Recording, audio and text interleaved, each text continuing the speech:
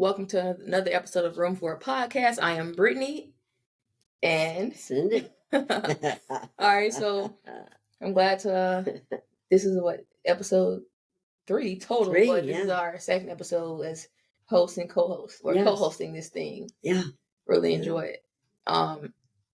So what's on your mind today? How you doing? I'm doing well. We just got done. Thank you for helping me with. I'm doing a workshop called the 4 Days to Peace of Mind and Peace of Heart Forever. Mm-hmm. And it was great to have you come in and film that for me. We'll get that put on YouTube, and then people can go there and see that eventually. Yeah. So, but that was fun. Thank you. I appreciate it. Just have to put my phone back on Do Not Disturb because it'll be ringing.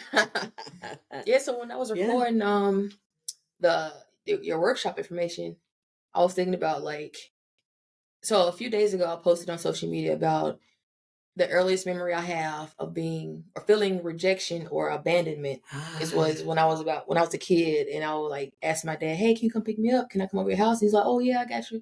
And I'll pick up this weekend." And then the weekend comes around, my bags are packed, and he doesn't show up. Yeah. And it's one of the earliest memories I have of having that feeling. But again, I didn't start putting these pieces together or remembering until I started being intentional with growing and creating space and room to love myself. Yes, well put. And allow how I allowed people to treat me. Mm-hmm. Mm-hmm. So that memory popped up. I'm like, oh, okay, wow. But then I think about how we can talk all day long about how, when I was a kid, this person let me down, but then we always let ourselves down. And so when you were doing the workshop, I was like, I was just thinking about this. We let ourselves down all the time. No boundaries. Yeah. Or self-sabotage. Mm-hmm. I can remember my first gig when I left Niagara Mohawk after my daughter had taken her life, and I went into, I created this business, She's Unlimited, You Can Be Too. Mm-hmm. I have a clue what I was doing. I just knew something different. I was empty, and this hole could never be filled because it was the shape of my daughter. Okay. So trying to fill it was ridiculous. It was just impossible, and I realized that. But what I could do is I could do something different so that I didn't focus on that emptiness. Okay. And I had said to myself, well, how can I take this situation and make this world a better place to live, right? Mm-hmm. So I decided, I just declared I was a public speaker, a workshop, seminar, never had announcer training, went off and did that stuff. And they say, whatever you need, teach. Okay. Because I need to hear everything I say. Mm. So I would teach these seminars, and I make mistakes, I'm not a mistake, perfectly imperfect, ladies, start your engines, all sorts of different stuff like that. And I learned more about me over and over and over again. And I really believe that I know for me that abandonment part of when we're little girls plays such a huge part in the rest of our life. Yeah. And at some point I could no longer blame how I was raised. I couldn't blame how people treated me in school or at home. None of that stuff matters. It's about I'm an adult. How can I be accountable for my actions now? And how can I move forward? And this is just my opinion, that is how I look at it. I have to be responsible for my actions now. And I am responsible for my growth and my healing and my peace of mind. Absolutely. Absolutely. Yeah. So you want to talk more about your 4 days of peace and mind? 4 days to peace and of mind, peace of heart forever workshop. Mm-hmm. Yeah. And I put forever in there because I don't know about you, but I know when I have, at least I can identify it today. I did not know. I've come to understand that my body will never lie to me. My mind will constantly. Yeah. But my body will not. And I call it angst. When I get this uneasiness, I don't want to see somebody, you'll see somebody across the street and they head for you and you go, oh God, no. You want to, it's like, I can't do this today, because I've got some kind of resentment or pain or something, and I call it angst inside me. And it reminds me of when I was a little girl and I'd want to go stay overnight with a friend, and I'd sit in my room and I'd go, how am I going to ask? How am I going to ask? How am I, and I get sick to my stomach, and then I'd go, and then I'd get, no, you can't go. Mm-hmm. So, and I usually get, well, you can't do that because you're a girl, because you're a girl. But my brother does, no, because you're a girl, because you're a girl. So it's almost like because I was a girl, I lost a life that I wanted, the things I wanted to do, right? Mm-hmm. So, but yes, I realized that it's that I need to get through it, and I can't get through it because I've been taught that if I can't feel it, I can't heal it. So in the workshop, we started out that the one day is the problem, and then the next day is the feelings. And people say, why feelings first? And it's because I have come to understand that if I'm going to have an emotional feeling, then I need to go back and what was the thought that produced that? Mm-hmm. And the thought is a resentment. Mm-hmm. I'm mad, I'm hurt, I'm going to label it whatever I want, but it's an angst inside me about something that you have done, said, or something in the world. I don't care if it's what's going on now. If I've got an angst about the wars that are going on, it's in me. I can't change anything but me. Yeah. So when I choose to use the feelings first, because when the feelings are met, when they're honored, feelings are like little kids. Like a little kid will come up, you're a mom. Mommy, mommy, mommy. You're like, give me a minute. Mommy, mommy, mommy, mommy. Until you stop and get down. What do you want, honey? They don't want anything. Yeah. They want your attention. Yeah. Undivided attention. And that's what I found with my feelings. They just want the attention. They want to be honored. Mm-hmm. They don't want to be abandoned like we were abandoned. I'll give you something to cry for. Don't let anybody see your face freeze that way. Don't worry if they get you in the day. If they take you, they get you in the daylight, they'll bring you back home. That constant rejection. Rejection is horrible. So I have the first day. It's just feelings, because then once they've been honored, they go away. Yeah. So then I can honor my thoughts, because my thoughts will drive me crazy as long as I'm feeling. Mm. If the feelings are gone, other thoughts will come in. Yeah. The feelings are the trap. Mm-hmm. Okay? It makes sense. Yeah. So after I do my feelings, the next day I do my thoughts, I've got a clarity that I've never had before, especially when I then take it, run it through the serenity prayer. God grant me the serenity, means remove this angst. Mm-hmm. Okay? Help me find clarity. Yes. And then give me the courage, because I'm going to get clarity. So don't do it if you don't want clarity. It's like, I ain't doing this. I ain't ready right now. So don't do the work if you don't want the clarity, because the clarity will come. And once the clarity comes, you can no longer deny it. Yeah. You can postpone it with a drink, a drug, a new car, a sex, a new whatever. You're only postponing it, but it's going to come get you. Mm-hmm. It will come and get you. Yeah, right? It's going to eat you alive. It's going to be right there in the back of your mind every other day. It pops up. Yes. So I get the courage to do the difference, and the courage is do these 4 days, face it all, resolve it, and then when it says in an acceptance prayer, I love it. No matter what is going on this planet, it's not what you do, they do, anybody else. It doesn't happen to me. My philosophy is nothing in the world has ever happened to me. It's always happened for me. Yeah. I'm not the victim.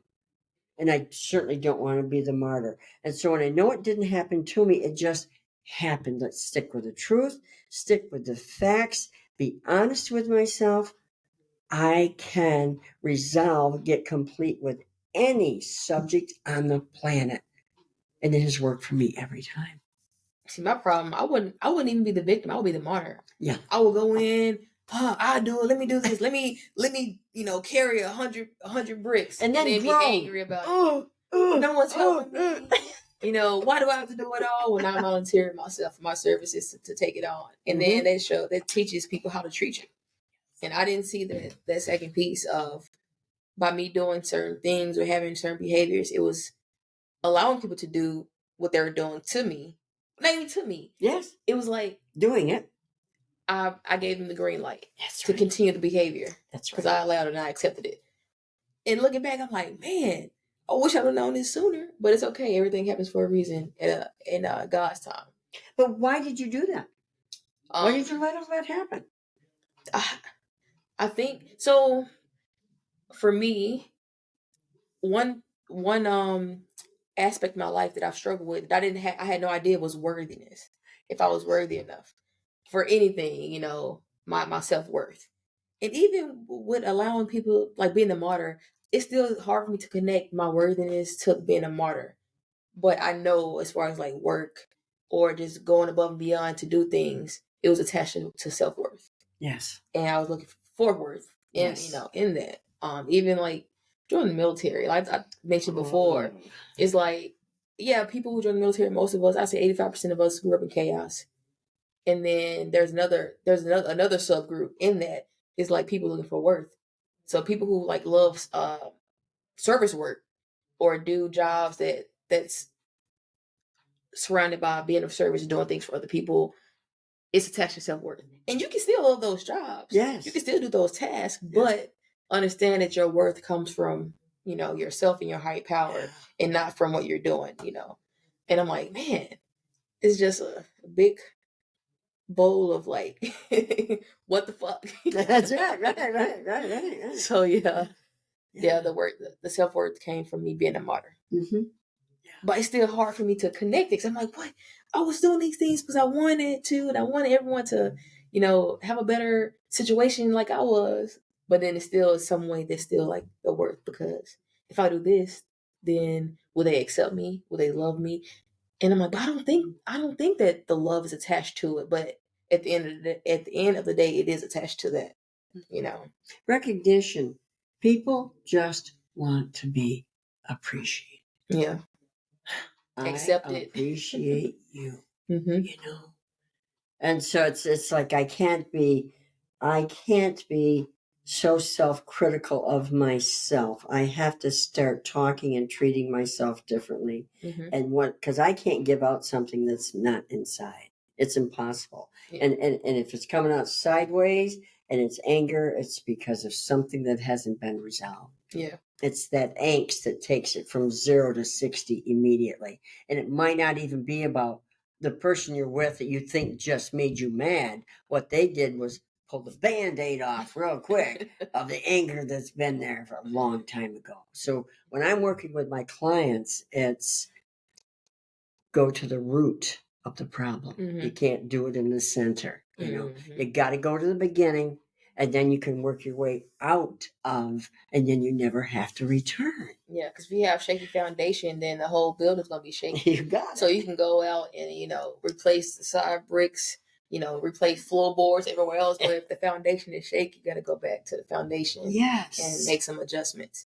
And it's so simple, but I'm gonna stop saying people. My judgment was so clouded, and I had no clarity that I couldn't even see to go to the foundation. I was just like, well, I'll just, fix this and fix that, and I'll get this hobby and make money this way. But it was like, go back to the foundation. Yes. And make those adjustments to have a strong foot to stand on, Mm-hmm. And yeah, it's amazing.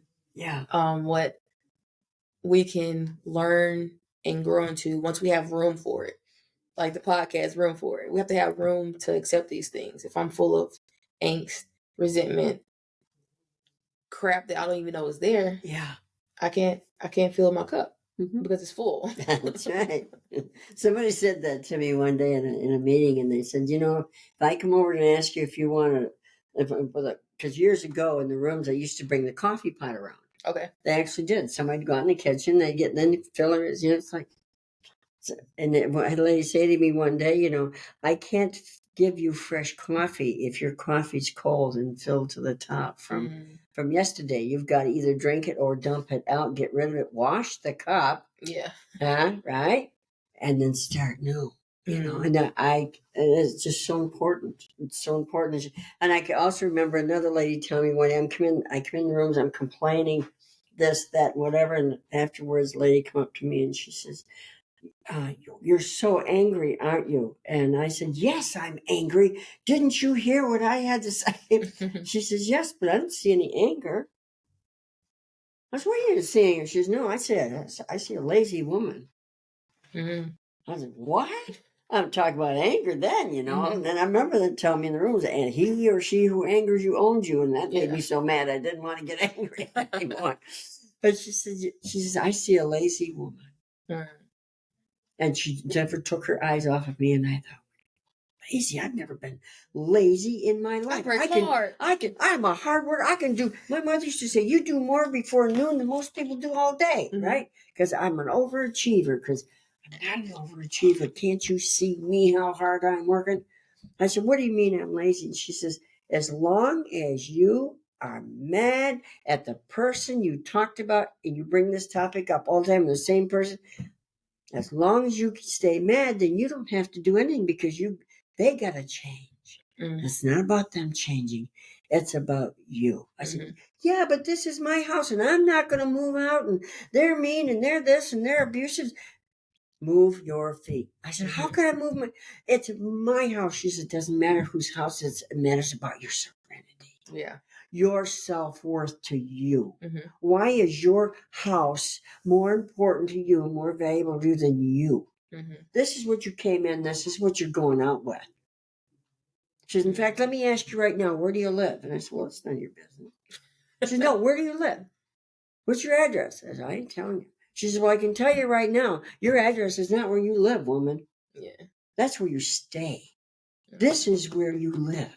Mm-hmm. And if you aren't alive in here, if you can't invest as much in here as you do in that house that you don't want to leave because somebody else is living there, you got to take a look at you. This has nothing to do with them. Go someplace sublet for 2 or 3 months. Yeah. I went home, I thought about it. I thought, this is going to be my last night of my hell in my house, right? I went to a meeting the next day and they asked for announcements, and I said, I know this is off topic or whatever, and you might all get mad, but get over it. I need a place to stay for a few minutes. Anybody got a sublet? Woman walked up to me right after the meeting. She says, I just got a relationship. I'm going to move in with them. I have an apartment over here in Camillus. All it has is a queen size bed, no, a double sized bed, and a table and 2 chairs. And she says, you can have it tomorrow. Look at that. I know, right? So I moved in there, and that's all I had. Didn't have curtains on the nothing. I just had, and I didn't have the money because the woman told me, when you move out of your house, you pay that mortgage, you pay that heat and light, you pay everything. When you're not living there? That's what I said. Whoa, hold on, wait. She said, she said, you said it was your house, right? I said, yeah. She said, there's your heat and lights, aren't they? In your name? Yeah. You don't break any agreement.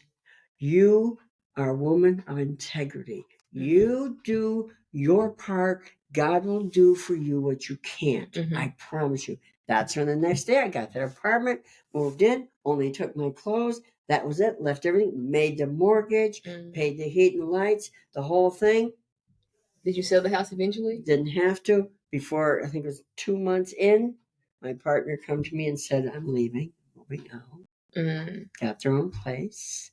Moved in with the other person they had been seeing. I got to go home. Okay, that's nice. God will you do would for have me. stayed there, losing your sanity. That was it. And they would have stayed there just to make it even worse. That's right, because I wouldn't break up. I kept saying, "You'll be okay." I'm like, I understand you're upset, blah blah, and they're pounding on the door. You asshole, and I'm like in the other room, and I can't sleep at night, and I'm like getting fragile. And it was only like, God, maybe a year after my daughter had died, so I'm still very fragile, right?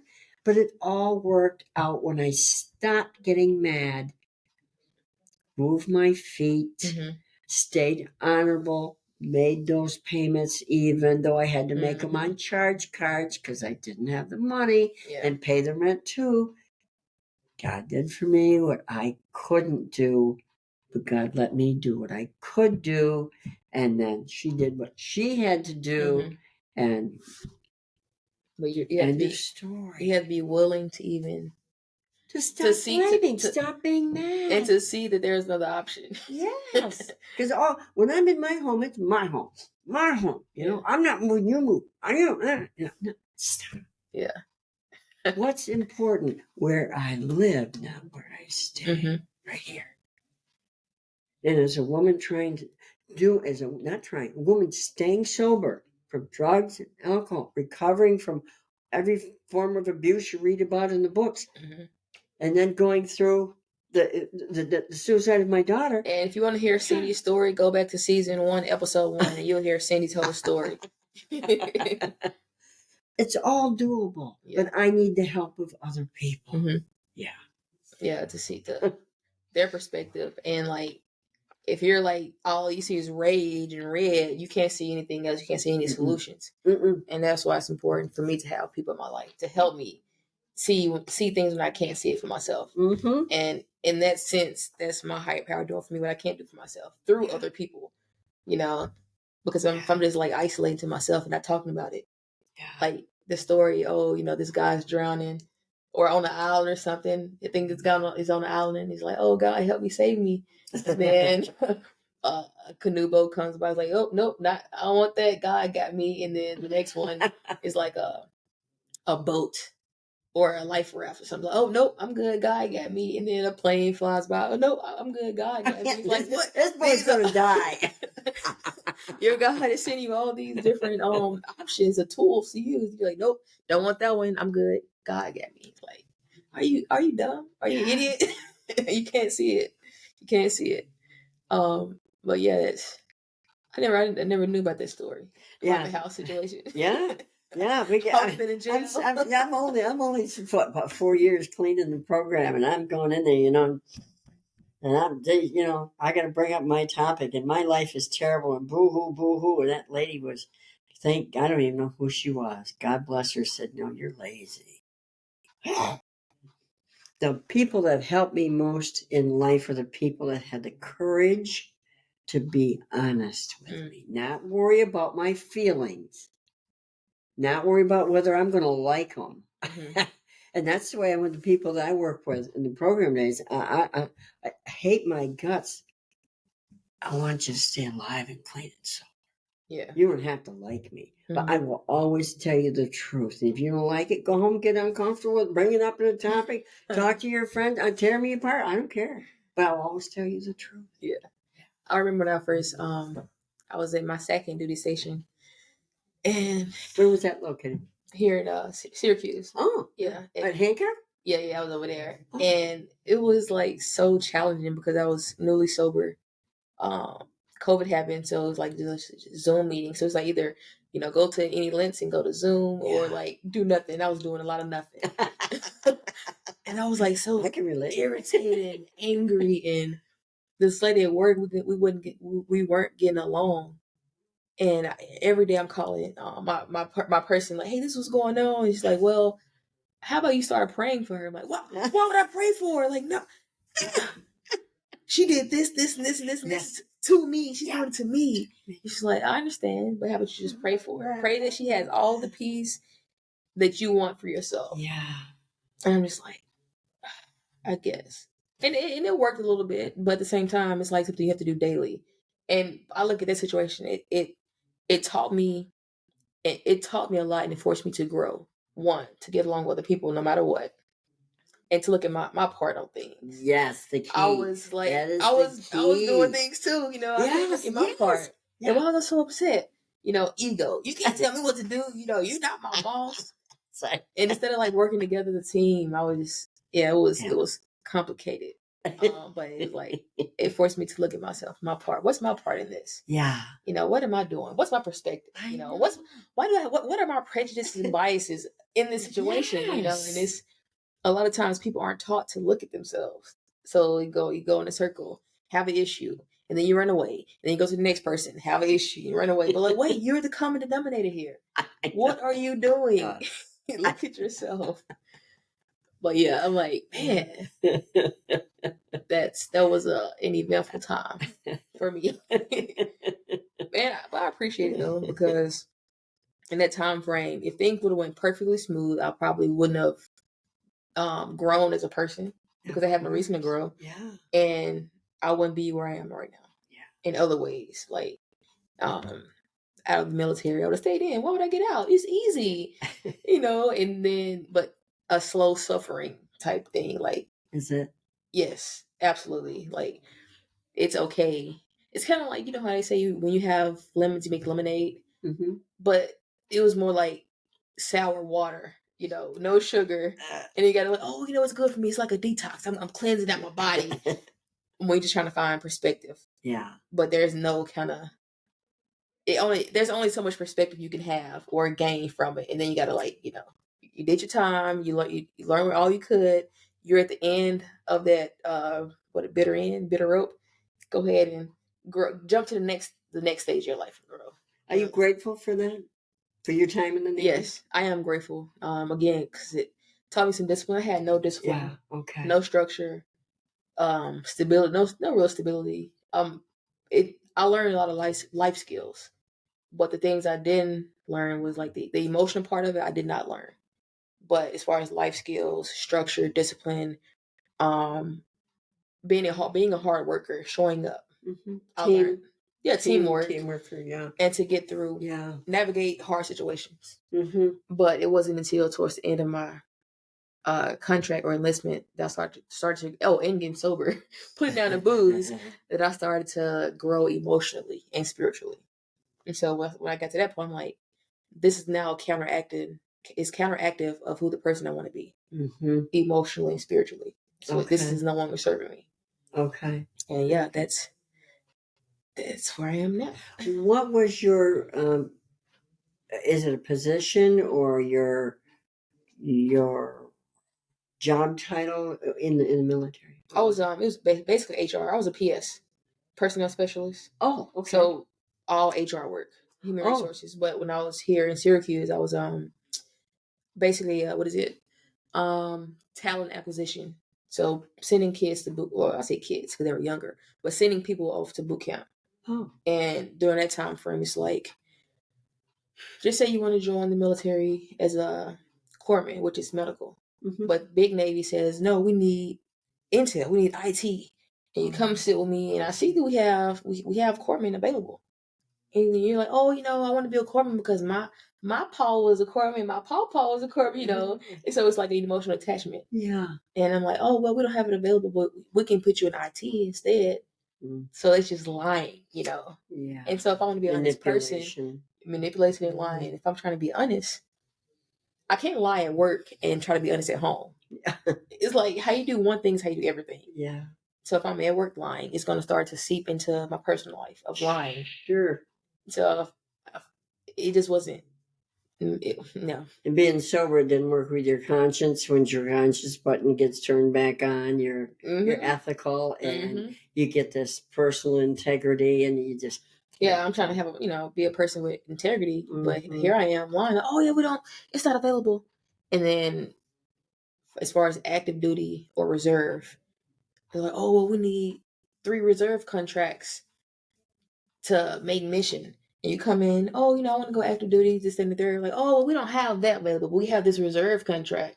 Like, this person wants to get out of this small town to move away and grow as a person, as an adult. Well, here I am saying, oh yeah, we don't have that, but you could join this reserve contract, in which you're you only do what two weekends out of the summer, 1 weekend a month. Yeah. And then there's another reserve part where it's like you do everything as active duty, but you're still on the reserve side.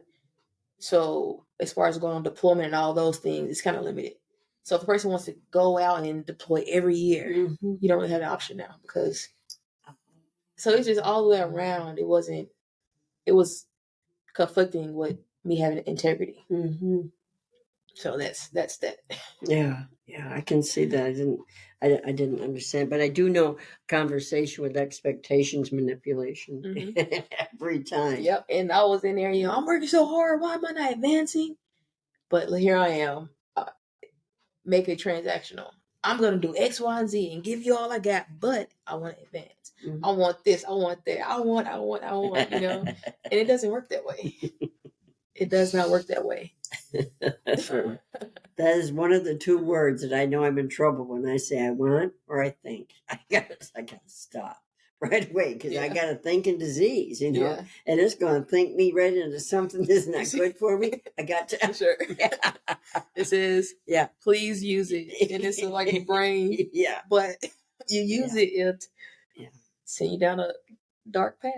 Well, I know for me, I don't know if it works for other people, but I know I function from my subconscious, Mm-hmm. which doesn't know the difference between the truth and a lie. Mm-hmm. And I'm reactionary, and until I get to mindfulness and get conscious and get aware of what I'm doing, why I'm doing it. But I've got to be kind, tender, and honest with myself about that. And sometimes I embarrass myself with myself, Yeah. because it's the we live in a world of lies. I mean, Mm-hmm. we do. It's I remember my mom, dad saying to me, "Don't you lie. Now I catch you lying, I'm gonna kick your ass, right?"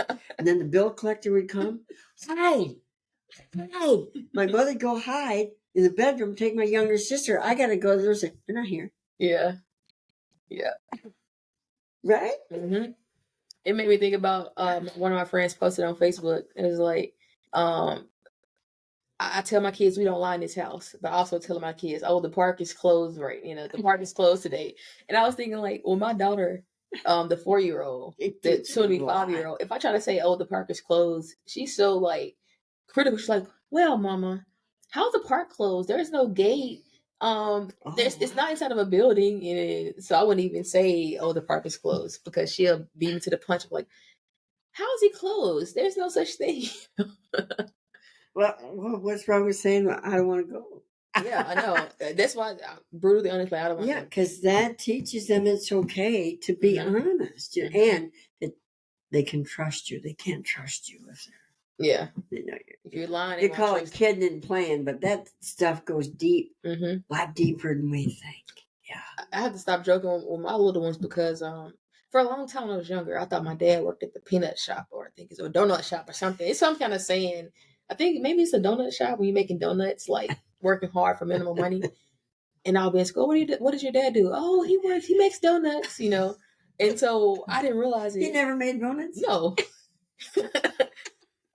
with my kids, I would say little things, and Stephanie would be like, "You're lying. Don't tell them that." And I'm like, "What? It's a joke." But kids kids take things literal until they Yes. can understand Yeah. the difference. Yeah. So I have to stop And that. yeah, explain to them that it's a joke. It's just not. No, that's not. What's not true? No, I'm Yeah, saying. yeah. I'm like, oh my bad. I stopped. I'm like, am I joking too much? I'll stop. I'll chill out.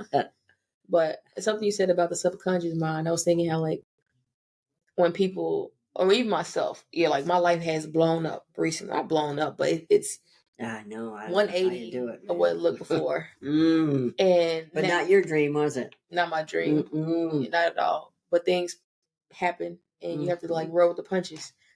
And for a while, so before all this happened, I knew that if I say I'm gonna do something, I have to do it. Yeah. Because if I don't do it, I'm telling myself, oh, you are not important enough to do this task. Mm-hmm. So if I'm like, all right, I'm gonna get back on track and do, I'm start reading before I go to bed again. I'm gonna Nice. fuel my body with nutritionist food instead of Mm-hmm. just eating junk. Mm-hmm. I'm gonna move my body. I'm gonna go walking and working Mm-hmm. out. And for months, I'll say that, and then I wasn't doing it. So now it's getting my subconscious that, oh, you know what, Brittany, you're not that important. You are not important enough to take care of yourself. And that's something I learned or I noticed like maybe maybe 5 years ago, 4 years ago. And so when I noticed that I was doing it again, I'm like, oh man, let me get on track because the subconscious, like I can't complain about, oh, Cindy let me down Mm-hmm. when I let myself down. Yeah. And that, yeah, that's what I was thinking about when you said the subconscious. Yeah. Yeah. It's but as I say, being human is hard. It's really hard if you want to be true to yourself and if you want to be an honest person and be a kind person and not be a nice person. My whole life was being nice. I would be so nice to you, and then after you're out of the room, God, oh my God, Yeah. it's like because it was all about you have to, you know, we don't have to do anything but Well, we don't even have to pay. My mother said, you got to pay your taxes and then you die. We don't even have to pay our taxes. There's consequences, but we don't have to. The only guarantee I have in life from the minute I'm born is that I'm going to die. Yeah. That's the only one. Okay. Mm-hmm. So, but I get in a relationship. I want to have a guarantee. This is going to be forever. I'm going to get a job, and I'm going to get pay raises. This, that. No, no, no. And I always heard it's all about practice, practice, practice, practice. And no, it's do, do, do. Screw up, screw up, screw up. Do it different. Mm-hmm. First writing class I ever took, the instructor said to me, I was shocked. We're all sitting there and she says, I'm going to give you 15 minutes and you're going to write your first piece. So we're all kind of excited, you know, but I don't know about you, but I'm like, oh no, I can't do that, right? She said, I want you to write the shittiest piece of work you've ever written in your life. Mm-hmm. She says, because you can only improve from that point on. Yeah. And when she told us that it didn't have to be perfect or we weren't going to read it in front of the class or something, it was okay to do. Mm. You know, I was okay to do it. It must have been the camera up there. I don't know. So yeah, it's not practice makes perfect. That's another lie. Mm-hmm. That's a big lie. Practice, practice, practice, practice. It's you get better. Do. Keep doing it. Because I can have all the knowledge in the world, go to school, get degrees, the whole thing. Until I have an experience, I don't know anything. And that's right. When I teach that workshop on time, things I must experience, I have people circle the word must, because must means you got to do it. Mm-hmm. It's going to happen whether you like it or not. It's not about liking it, enjoying it. It's about learning from it. Yeah. So when it's the things I must experience after I've experienced that must, whatever it was. So 2 questions I will not, and I didn't do that even when my daughter died. I never ask why. Mm-hmm. I don't ask why or when. Those are the 2 questions I know that my God will not answer. Mm-hmm. Because I have to have the experience. I'm entrusted with the good, the bad, the difficult, the kind, the wonderful, all the different experiences I've got, because I've come to believe that is what I have to have in order to be Cindy. Mm-hmm. Because I'm going to be so busy trying to clone myself to be about everybody else, to fit in. I don't want to fit in. There's no 2 people on the planet with the same fingerprints. Yeah. We're eternally unique, not terminally. We are eternally. That's our way we were, or else we'd all have, maybe you not have the same ones. No, we don't. Mm-hmm. It's identical twins don't have the same fingerprints. I'm supposed to be me, however that looks. And when I can stop worrying about what you think of me and have the courage to find out what I think of me, then I get to go, well, do I need to tweak me? Mm-hmm. Do I want to do that again today? And sometimes I go, yeah. And then I'll eventually say, no, I don't think so. Yeah. But I'm allowed to be me until I want to change the me. Mm-hmm. And I have to grant that to you, to everybody in this building, to whoever. And my life got so much easier, so much quieter, so much softer, so much kinder when I stopped having that expectation that would tear my heart right out of my chest. Mm-hmm. Yeah, being you and tweaking who you are. Yes. Because no one, you no longer sought out approval from other people. So if you're only trying to, tune in with yourself and do what's best for you, it doesn't matter what people think. That's right. It doesn't matter how you dress, nope. How you look, nope. What you decide to do, because now it doesn't matter. You're not worried about the judgment. That's right. Yeah. At all. Because everyone's going to judge you. Yep. I know that the minute I get the last talk I did up in, where was I? Up in Canandaigua, they asked me to come in and be their Friday night opening speaker. The first thing I did was mess my hair all up I look and I said, there. Now I ain't got to worry about that shit. Because I know you're all sitting there judging me. Now, I said, get that out of your head, okay? Don't be focusing on my, Yeah. and just, I am a funny, quirky, different little individual, and I love that. Mm-hmm. And I need to love all of me, Yeah. all the bad, all the good, all the past, and just be okay. And like I say, if there's something about me, I know my behavior, and if I do something that's hurtful or whatever, and I tell people, I might not see it because I can't see me. You can. Mm-hmm. Please care enough about me to sit me down and say, Cindy, when I feel, Yeah. not you did, because I'm gonna resist right up, and I'm gonna lock in, and I'm not gonna hear things like Yeah. la la la la la la la. But when you say, Cindy, when you said that, I felt, oh wow, I can relate to feelings, but I can't. Because you say, oh, you did this. Like, Yeah. what? I didn't do anything. Yeah, But you say, I get defensive. when you did Yeah. this, I felt. Yes. So now it's like, not putting blame on you. It's like, hey, when this happened, this is how it felt. Yeah. And Not you made me feel. Mm-hmm. I felt. Yeah. And it opens up a dialogue to be able to talk about it. Or even just say what you got to say and go about your way. And, this person can ponder on, like, oh, maybe I could, do things differently. And then the person who was somewhat offended or had hurt feelings could be like, why was my feelings hurt? What did it touch inside of me? Like, where is it coming from? Because it's always based off past experiences, Yes. whether we can remember it or not. Yeah. Always. Yeah. Always. Yeah. Yeah. But yeah, so I think that's about it from us today at this moment on this episode, unless you have anything else you want to chime in. No, I'm good. I'm good. I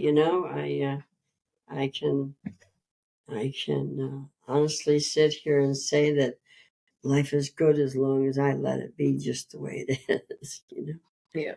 So till we see you again, don't forget, if you got a question, you want to come on here as a guest, you want to speak with Cindy or myself, shoot those emails out. The email or the link will be in the show notes, and we are, available. We're open. All right, and we are out. Remember, don't be nice, be kind. Be kind.